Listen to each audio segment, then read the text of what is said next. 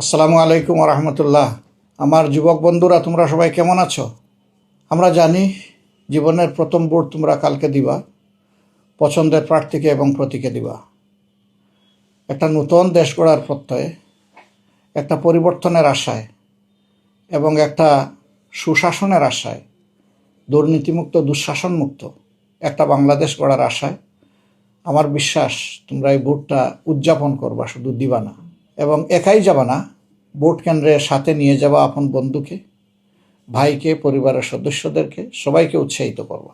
ইতিমধ্যেই আমরা লক্ষ্য করছি একটা উৎসবের আমেজ মানুষের মধ্যে লক্ষ্য করা যাচ্ছে এবং তারা সবাই পরিবর্তন চায়। বিশেষ করে রাজধানী ঢাকা অনেকটা ফাঁকাই হয়ে গিয়েছে বলতে হবে। মানুষ ছুটে চলেছে গ্রামের, যেখানে তার ভোট, যেখানে তার বাড়ি, যেখানে তার নাড়ি, যেখানে তার আপনজনেরা আছেন, সেই জায়গায়। সব মিলেই আমাদের প্রিয় বাংলাদেশ। ইনশাল্লাহ আমরা আশাবাদী যে সকল ধরনের সংকোচ, দ্বিধা, সংশয় সব কিছুকে উপেক্ষা করে পিছনে ফেলে এদেশের মানুষ যেভাবে তাকিয়ে আছে একটা সুষ্ঠু নির্বাচনের জন্য, আমাদের কাঙ্ক্ষিত সেই নির্বাচনটি আগামীকাল 7:30 থেকে শুরু হবে। এই নির্বাচনে দুটি ভোট পছন্দ মতো যারা সংস্কার এবং পরিবর্তন চাইবে তারা অবশ্যই হায়ের পক্ষে অবস্থান নেবে, আর যারা চাইবে না তারা হয়তো নায়ের পক্ষে অবস্থান নেবে। বাকিটা সিলেকশন যার যার, কিন্তু আমরা চাই যে সবাই যেন ভোটটা উদযাপন করে। সত্যিকারের উদযাপন বলতে যা বোঝায়। আর যুবকরাই তো বাংলাদেশ, তোমাদের জন্যই বাংলাদেশ। সুতরাং তোমাদের অপেক্ষায় জাতি, আগামীর বাংলাদেশের জন্য জাতি মুখিয়ে আছে, তোমাদের দিকে চেয়ে আছে।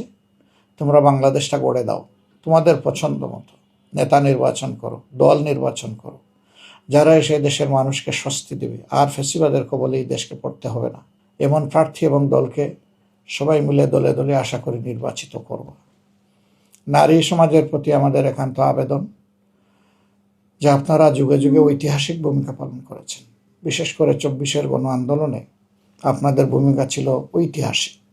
রাস্তায় নেমে এসেছেন, শক্তি জুগিয়েছেন, আপনারা হাত বাড়িয়ে পানি পান করেছেন এবং সমান তালে লড়াইও করেছেন। সেই গর্বিত নারী জাতিকে নিয়ে বাংলাদেশ আগামীতে ইনশাআল্লাহ সাথে নিয়েই স্বপ্নের বাংলাদেশ করবে। যেই বাংলাদেশ বলবে সত্যিকারে আমি একটি স্বাধীন দেশ, এবং প্রত্যেকটি নাগরিক পরিচয় দিয়ে খুব খুশি হয়ে বলবে আমিই তো বাংলাদেশ, আমাকে দেখে বাংলাদেশকে চিনে নাও।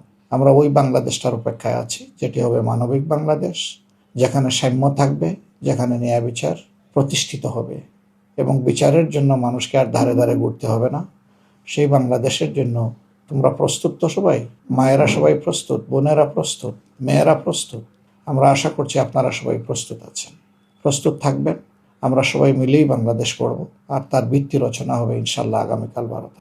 আমরা সবাই প্রস্তুত থাকি এবং যে কোনো ধরনের অপতথ্য যারা ছড়াবে ধরে নেবেন যে এরা জাতির দুশ্মন। কোনো অপতথ্যে কেউ যেন কান না দেন। বিভ্রান্ত করার জন্য, মানুষ যাতে ভোট কেন্দ্রে না যায় সেই পরিস্থিতি সৃষ্টির জন্যই মূলত এই কাজগুলো করা হবে। আমরা ইনশাল্লাহ জাতি হিসাবে সমবেতভাবে অতীতেও বহু জিনিসের মোকাবেলা করেছি, আগামীকালও আমরা সফলভাবে মোকাবেলা করতে পারবো বলে আমরা আশাবাদী। প্রশাসনে যারা আছেন এবং নির্বাচন পরিচালনার দায়িত্বে যারা আছেন তাদের প্রতি আমাদের অনুরোধ, এ দেশটি আমাদের সবার। আসুন না সবাই মিলে হাত মিলাই সত্যের জন্য, ভালোর জন্য, ন্যায়ের পথে, কোনো অন্যায়কে কোনোভাবে প্রশ্রয় না দিই। আমরা ন্যায়ের উপর দৃঢ় থাকি, তাহলে সত্যেরই বিজয় হবে। সত্যের বিজয় হলে জাতি জিতে যাবে। জাতি জিতে গেলে আপনিও জিতে যাবেন। আমরা কেউ হারব না।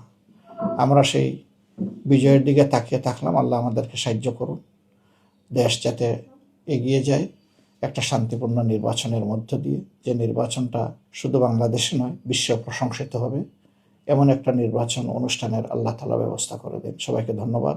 আসসালামু আলাইকুম।